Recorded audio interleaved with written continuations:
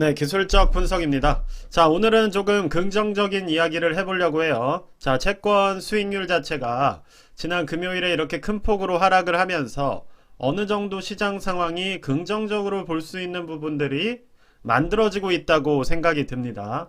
자, 어떤 측면이냐면 바로 이제 10년물 채권 수익률이나 뭐 2년물 채권 수익률 같은 경우에 어느 정도 추세가 마무리되는 모습이 보여지고 있다는 생각이 들어요.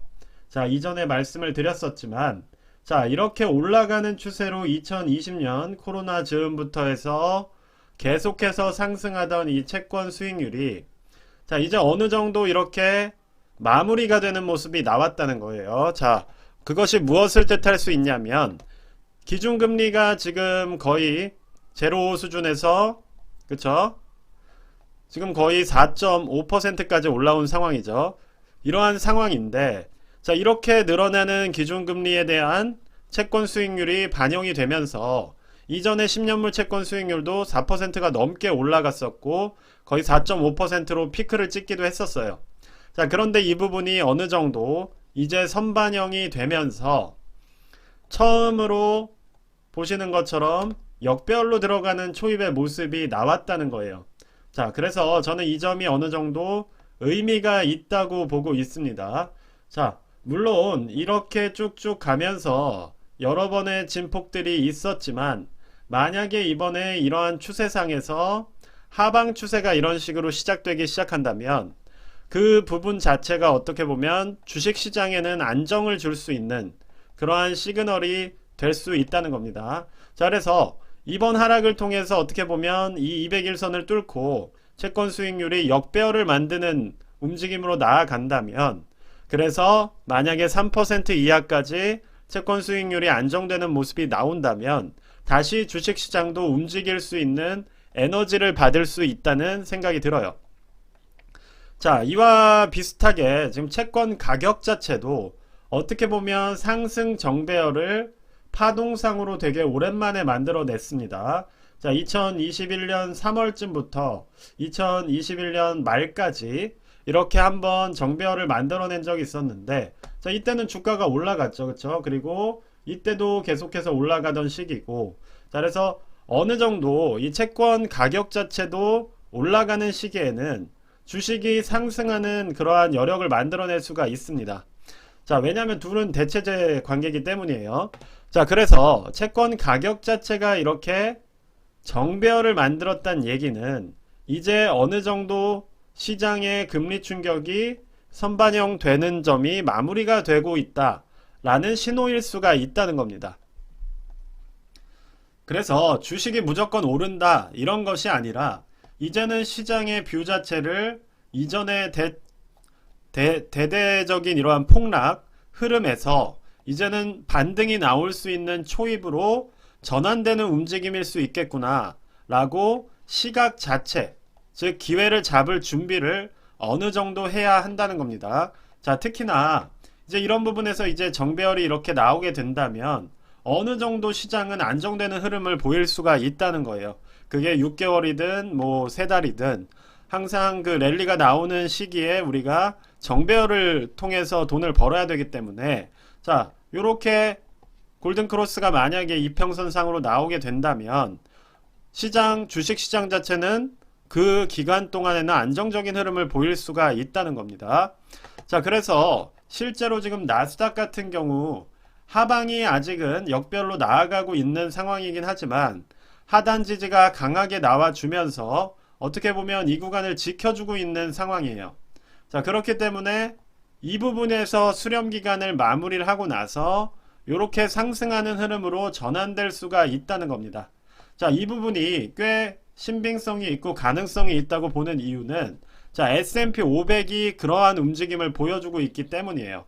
자, S&P 500 같은 경우는 보시는 것처럼 이평선이 역별로 움직이다가 지금 상당히 오랜만에 이렇게 가까이 맞물리는 모습이 나왔습니다. 자, 그래서 여기서 만약에 상향 추세를 이어간다면 어느 정도 상당히 1년이 넘는 시간 만에 단기적인 반등 혹은 점진적인 랠리를 기대할 만큼의 어떠한 추세 배열의 전환이 나올 수 있다는 점이에요. 자, 그래서 S&P 500이 이렇게 골든크로스로 나아가는 흐름으로 가고 있기 때문에 특히나 나스닥 같은 경우도 S&P 500을 뒤따라서 움직일 수가 있다는 거예요. 지금은 보면 다우존스가 먼저 앞섰고, 그쵸? 여기는 지금 골든크로스가 이미 나왔습니다. 그쵸? 지난 2022년 하락이 시작된 이후에 최초로 나온 거예요. 자, 그래서 다우존스는 이미 정배열을 만들어낸 상황에서 S&P 500이 비슷한 흐름으로 따라가고 있고, 자, 나스닥이 후발주자로서 또 S&P 500과 다우존스를 따라서 점진적으로 상승하는 흐름을 만들어낼 수가 있다는 겁니다. 자, 특히나 최근에 계속해서 하방이 이어지다가, 자, 어제 같은 경우에 어떻게 보면 상방으로 전환하는 상승이 나왔기 때문에 만약 다음 주에 상승이 이어진다고 한다면 단기적으로든 아니면 3개월 이상의 중장기 랠리든 어느 정도 이전과는 다르게 상승하는 모습이 나올 수가 있다는 거예요. 즉 어느 정도 랠리, 중간 이상의 랠리가 나올 수가 있다는 것이고, 지금 이미 9월부터 해서 횡보입니다. 이런 것들은 상승이라고 보기보단 사실은 횡보 추세라고 보는 게 맞고, 결과적으로 이 박스권 안에서만 움직였던 주가가 이후에 어느 정도 12,000선, 13,000선까지도 회복하는 그러한 랠리로 이어질 수가 있다는 거예요. 자, 그래서 그런 부분을 조금 대비를 해주시면서 이제는 어떻게 보면 투자에 조금 관심을 가질 시기, 자, 2023년에 초입부터 조금은 상승을 맞이할 시기가 올 수 있다는 겁니다. 이렇게 말씀을 드리는 이유는, 자, 앞서 말씀드렸듯이, 자, 빅스 자체도 계속해서 하방에 머물고 있고, 자, 여기서 올라갈 것처럼 이렇게 하단에서 자리를 잡았지만 결과적으로 보면 빅스 자체는 전혀 튀지를 않고 있어요. 즉 시장 자체가 지금 시장의 붕괴라는 어떤 시스템적인 위기에는 상당히 적응을 해 있는 상태고, 또 반대로 이제 주식시장에 악영향을 줬던 금리의 상승, 자, 채권 수익률의 상승 역시도 어느 정도 추세가 꺾이는 모습을 보이고 있다는 게 중요하다는 겁니다. 이러한 움직임에 따라서 결과적으로 시장 역시도 단기적인 어떤 2023년 이후에는 상승을 보여줄 수 있는 흐름으로 움직일 수가 있다는 거예요. 자, 기름값, 자, WTI 가격 역시도 석유 가격 역시도 보시는 것처럼 이미 역배열 추세로 들어가 있는 상황이고, 지금 이렇게 또다시 하방을 그리려는 모습을 보이고 있습니다. 즉 석유값 자체도 안정되는 흐름으로 가고 있다는 거예요. 그렇다면 기본적으로 물가 측면의 안정에 도움이 될 것이고, 실업률 자체는 워낙 낮게 유지가 되고 있었기 때문에 석유 가격 하락이나 이러한 요소들로 인해서 인플레이션도 어느 정도 진정되는 흐름이 나온다면 충분히 연착륙을 기대할 수도 있다는 거죠.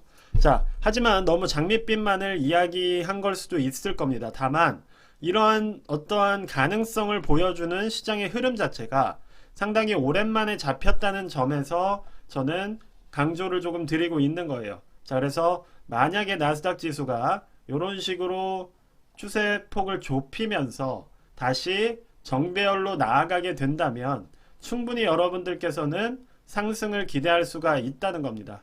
특히나 이제 SOXX 같이 반도체 관련 지수 역시도, 자, 많이들 투자하시는 SOXL도 있겠죠. 자, SOXX 같은 경우도 보시는 것처럼 추세 자체가 상당히 강하게 상방으로 다시 올라가는 모습이 나오고 있어요.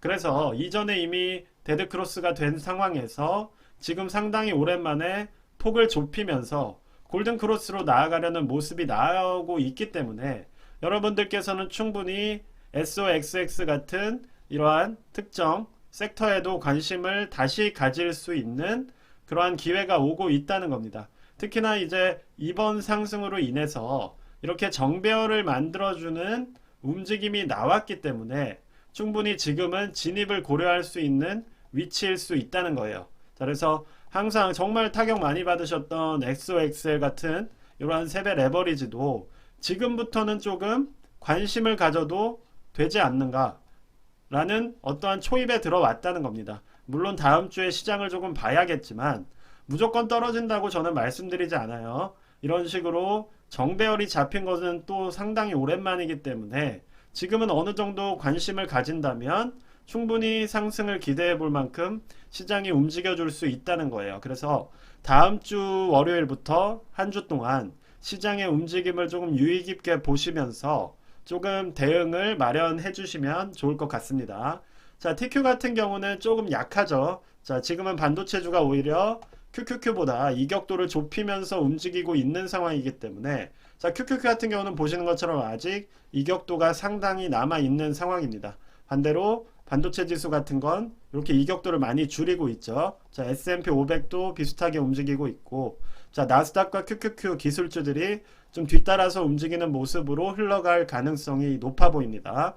자, 그렇다 보니까 이제 뭐 예를 들어서 SOXX 같은 이런 숏에 들어가신 분들이 계시다면 사실 추세 진행이 좀 많이 된 상황이에요. 숏은 짧게 들어가는 게 맞는 것이기 때문에 한 번에 짧은 상승이 나왔다면 빠져나오는 게 맞습니다. 지금은 어떻게 보면 하방의 초입일 수 있는 상황이어서 이런 숏 같은 경우는 다음 주 초에 만약에 상승이 나온다면 조금 조심해 주시는 게 좋을 수 있을 것 같아요. 개인적인 생각입니다. 자, 뭐 스큐나 TQ도 뭐 비슷하게 움직일 것이기 때문에 뭐 정확하게 어떠한 식의 상승이 나올 것이다 라고 말씀은 드릴 수가 없겠지만 중요한 것은 상승으로 나아가는 추세의 초입이 어느 정도 포착이 되었다. 이렇게 이해를 해주시면 좋을 것 같아요. 그렇기 때문에 어느 정도 상승을 준비하고 대비하는 그러한 자세가 필요할 거다 라고 말씀을 드리면서 영상을 마무리하도록 하겠습니다. 네, 오늘 영상은 그래서 여기까지만 말씀드리도록 하겠고요. 영상이 도움이 되셨으면 구독과 좋아요 꼭 좀 부탁드립니다. 감사합니다.